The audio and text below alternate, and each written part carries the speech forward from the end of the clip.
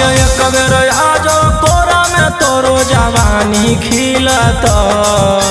हियो मरद मगहिया पूरा रात पलंगिया हिलत हे रे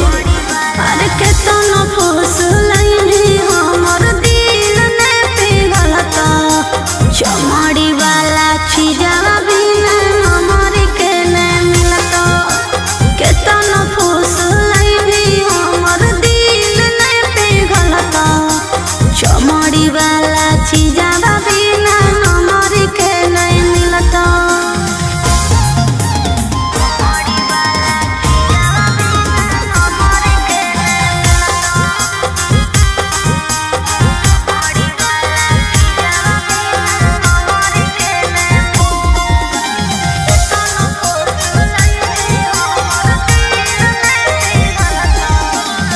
खोजो ही रुपया काहे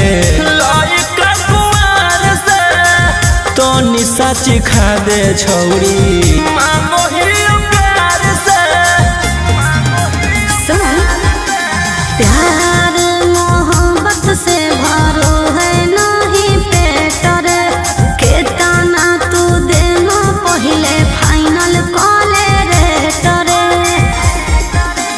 कामो न दे तो रुपया जब जवानी ढलत हमर कहल बतिया तोरा बुढ़ापा में खलत अरे केतना फुसलैनी हमर दिल ने पिघलत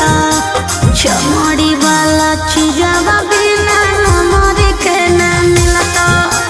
केतना फुसलैनी हमर दिल ने पिघलत चमड़ी वाला चीजवा बिना हमर के न मिलत।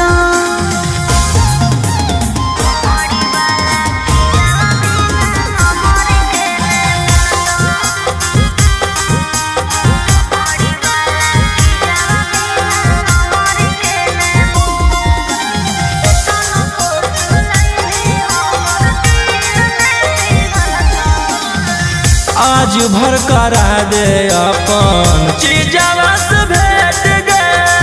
भोर लिखवाइली हो 12 बीघा खेत गे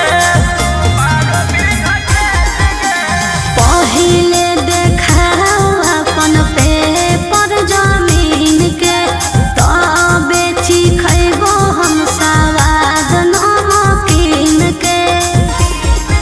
आगे राजा रौशन रोहिया रानी बना के रखत तोरा सिवन कौनो दूसर छौड़ी के ताकत।